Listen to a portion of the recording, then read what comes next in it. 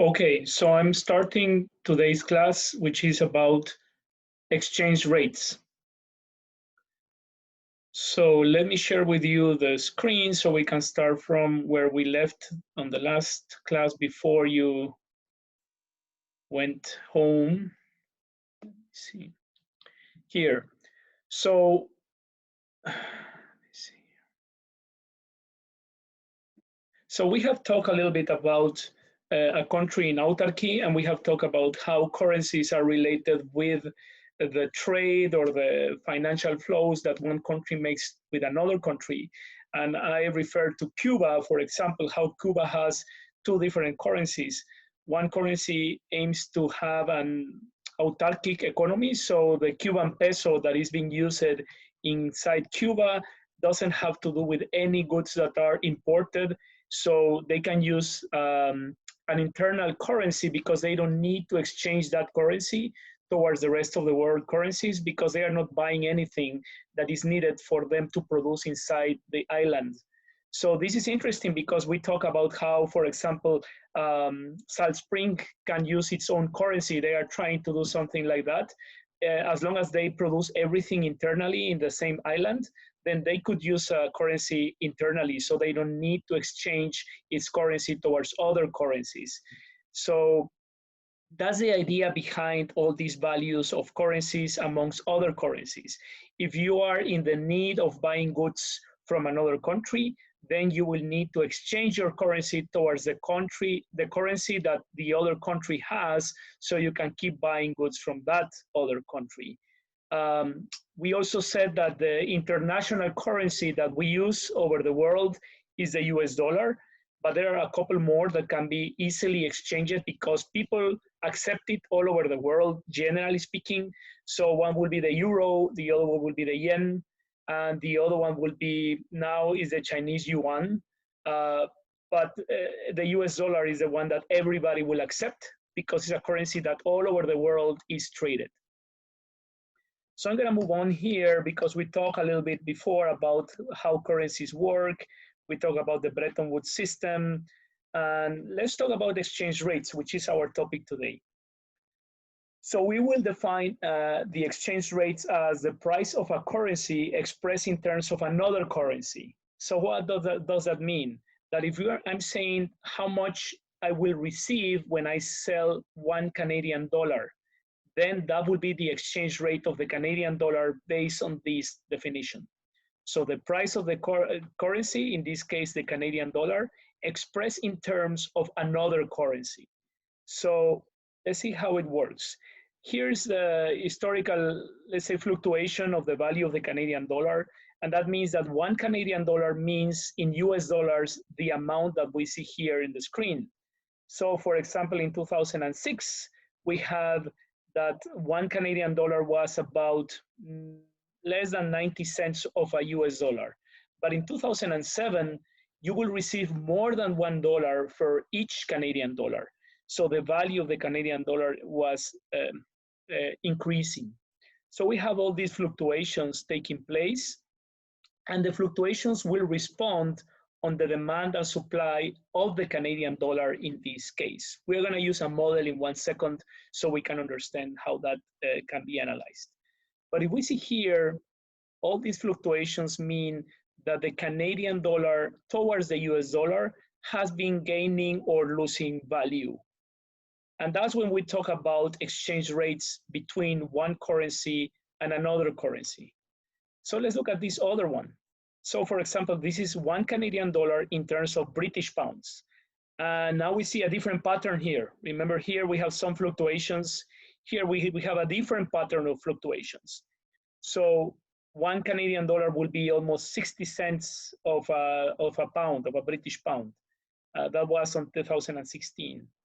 And in 2002, for example, 1 Canadian dollar was 40 cents of a British pound. So that means that all the value of the Canadian dollar towards the sterling pound was changing over time and has a different pattern than the one that we saw here with the US dollar. If we have the same thing with the euro, so we can do the same of the currency of your country among other currencies from other countries. So here's another thing with the Canadian dollar with the euro. We can see how the fluctuation of the Canadian dollar has been changing over time with the euro. And again, we can talk about exchange rates towards one currency versus another currency because we don't have an intrinsic value of the currency itself. We already said that the bill that we have in our hands does not have any value per se. The value it will be given depending on how people will demand that currency.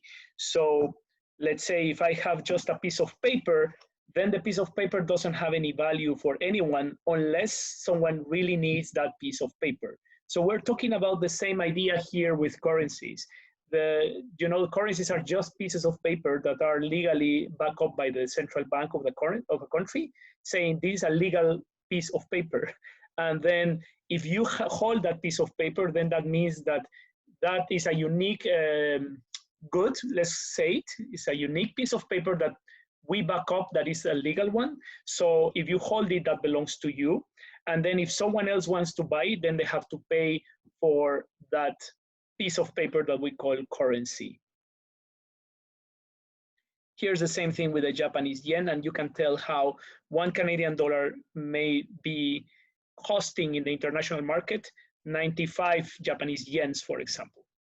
This was in 2013, and we see the fluctuations. So what we want to analyze is how these fluctuations or what is actually making the fluctuations of the value of a currency. And this is related with the balance of payments that we have been discussing so far in the last weeks. So let's define the Forex. The Forex is what we call the foreign exchange market. If you go online, you will see how right now the people are trading currencies. Some people are actually switching from, let's say, buying stocks from a company and then buying maybe a currency that they think is going to be valued more over time. So for example, think about one moment, if you had, let's say, $1,000 in euros, for example, and you think that the euro will be losing money in the next couple of months, maybe you want to exchange those euros towards another currency that you think is going to be stronger. So this is what the idea of the Forex is about. If you are selling or buying currency, there's a particular market called the foreign exchange market, and that market just exists virtually. So actually you can just go online and say, well, I have this amount of money in my bank account. I want to sell it for other currencies, and then someone else is going to be willing to buy your currencies and sell you another currency. So who meets in the foreign exchange market or the Forex? Well, people who want to exchange currencies. Right now, before you left home, maybe you exchanged some money that you had in your pocket to go back home, and maybe you didn't want to because of the virus, so you still have some Canadian dollars in your pocket. But then those Canadian dollars are not going to be used in your own country. You need to exchange it to your currency in your country. So we are actually one of the economic agents that make transactions in the Forex. The time that you go to an exchange rate booth, or if you go to the bank, or even if you do it with another person, let's say your parents, and they say, I'm going to exchange you this amount of money of your currency towards Canadian dollars, you are actually part of the Forex in that small transaction. Firms are the ones who also exchange currency, because let's think about Walmart. They have to buy goods from all over the world, so they exchange currency depending on the goods and where they are buying those from. Also, the foreign exchange brokers, so people who actually are the ones who are selling and buying currencies. Speculators, that's if you want to invest in a particular currency because you think that that currency is going to provide you some dividends in the future or some returns in the future. Maybe you're just buying that to make more money. So that's speculation. And central banks are also main traders of foreign currencies in the foreign exchange market. We will understand that later, how it works. Governments as well. All of us trade currencies at the foreign exchange market. So we're going to talk about the foreign exchange market now. You may pause this video whenever you want. But I'm gonna move on because we're gonna define who actually wants currencies. If you think for 1 second, who would like to have Canadian dollars right now? Even if you are in China or if you are in India or wherever you are in the world and you have money in your pocket, who would like to buy your Canadian money at this moment? So this is what we're thinking about the demand of a currency. So think about anyone who is willing to come back to Canada right now, or anyone who is planning to travel, but I don't think right now tourism is in a good shape. But let's say tourists also demand currency from the other country that they are planning to travel to. People who are importing goods from that country. Who else? People who are willing to invest in that country. Again, think about someone who wants to invest in a Canadian bank or just put Canadian money right now in a Canadian bank for a savings. They will demand Canadian dollars. People who want to invest in the stock market of that currency of that country, they want to buy that currency. So this is what we're looking at here. People who want to invest or start a business in another country, they will need to buy a currency from that country. Okay, so this is in general who demands currency in the Forex.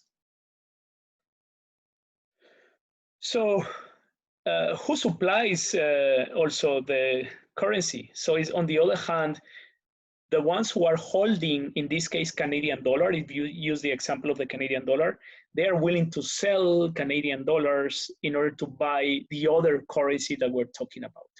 So again, if you are right now and you have in your pocket 10 Canadian dollars, then you want to exchange them towards the other currency that you need the most right now. Maybe you are again in Colombia, then you want to exchange the Canadian dollars towards the Colombian bolivares, I think they are called. Colombian pesos. Then you are the seller of that currency. So the suppliers are the sellers of the currency and the consumers of the currency are the ones we talked about before. So if someone wants to travel to Canada and you have Canadian dollars in your pocket, then you are the supplier of Canadian dollars. And then whoever is willing to travel back to Canada is the consumer, is the demand. So that's what we have here. So let me see if I can just use this tool to see. I think I can just draw here again as a simple supply curve. And we're talking here about what? We are using the Canadian dollar as our currency of analysis. So we have quantity of Canadian dollars, assuming that that's the currency that we're analyzing of how it's going to be fluctuating. And then we have on the y-axis the price of the Canadian dollars expressed in another currency. Let's use the example of the US dollars. So you are supplying Canadian dollars in the foreign exchange market. This is quite difficult to draw, sorry. And you are supplying them to whoever holds US dollars. So you want to have back US dollars in particular. That's what we're looking at right now. So the demand of Canadian dollars is who? Is whoever is willing to buy your Canadian dollars and give you back US dollars, because we're talking about the US exchange rate. So for example, if let's say you have Canadian dollars and there's Miles over there, and then Miles will actually buy your Canadian dollars, you will sell them to him. So then we have the Forex markets between you and Miles, to put an example. So the equilibrium that we see here is just giving us the exchange rate that we talked about before. Remember the charts. So this would be, let's say, about maybe 80 cents of US dollar for each Canadian dollar. Oh my God. So this is, we call it E, because that's actually how we call or how we note the exchange rate of a country, of a currency.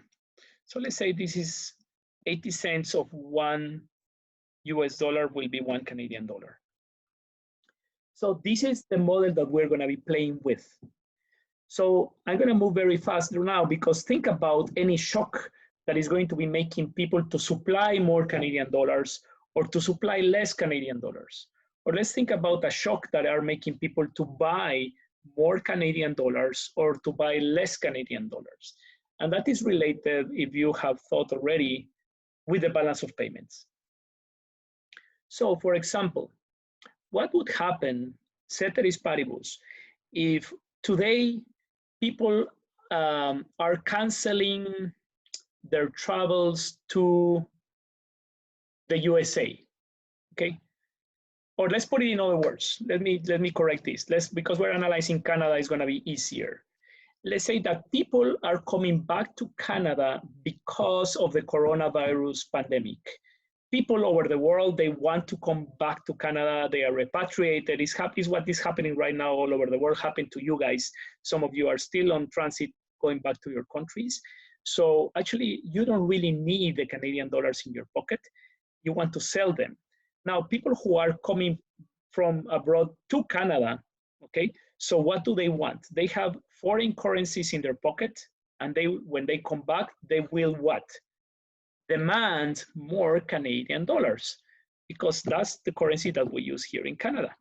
So ceteris paribus, the repatriation of all these hundreds or thousands of people to Canada, that will affect the Forex Canadian dollar market in which ways? So let's look at just one shock at a time. Ceteris paribus, more people coming to Canada, they demand more Canadian dollars. So we expect the demand curve to shift out. And then the impact will be the value of the Canadian dollar is going to be increasing, or we call it, it will appreciate, okay? Now the Canadian dollar towards the US dollar, because now we're talking, they are demanding more Canadian dollars, but they are actually selling, in this particular case, US dollars. That was something I didn't say before. Instead of talking about everyone in the world, let's say these are the people who are in the USA holding US dollars. They are selling US dollars in the foreign market, but we are analyzing just the Canadian currency here. They are buying Canadian dollars, and that is shifting out the demand curve of Canadian dollars, ceteris paribus, only between the US dollars. We may think the same is happening with any other currencies that they are selling abroad, and they are buying Canadian dollars. So we analyze one model at a time. This is with the US dollar, another will be the Colombian currency, another one with the rupee, another one will be with whatever currency we're talking about. So what we will expect is now the Canadian dollar has appreciated. So the value of the Canadian dollar is now higher towards the US dollar, let's say by 5 cents more. Ceteris paribus. Now, this is just one shock, because what is also happening? US citizens living in Canada, maybe they are going back to the USA. If they are holding Canadian dollars and they are selling it into the Forex in order to buy US dollars, which curve is going to be shifting out?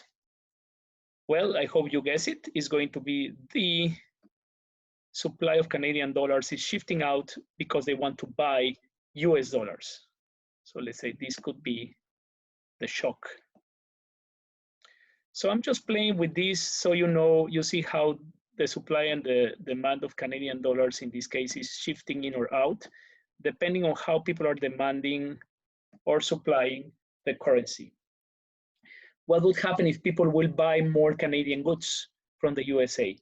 Well, the demand is going to shift out. What if people are demanding less Canadian goods than yesterday? Well, the demand of Canadian dollars is shifting inwards, wouldn't it? Because people don't want to buy any more Canadian goods, therefore they don't need as many Canadian dollars. So that's what's happening right now in the world. People are actually stopping the international trade of many goods because people are not buying at all. So I'm gonna make a pause here because next video will be about the exchange rate mechanisms, and then we have different exchange rate systems. But so far, this is the basic idea of how the value of the exchange rate can gain or lower or appreciate or depreciate depending on the fluctuations between one country and another one based on the trade that these countries have or the flow of tourism that they have or the investment that they are making or anything that is recorded in the balance of payments that is related with buying or selling goods, services, providing aid, receiving aid, investing, and that all of that is related with the flow of money between two countries. Okay, so this is my first video. I hope this is not really too overwhelming. I hope that you can just pause it, come back, and then review it. If you have questions about this, please don't hesitate to let me know. Of course, maybe there are way better resources out there. Khan Academy is a good one. I'm trying to make this happen from our perspective of Pearson classes, but please, I will love your feedback, and we'll see how this goes from now on. Thank you very much, guys.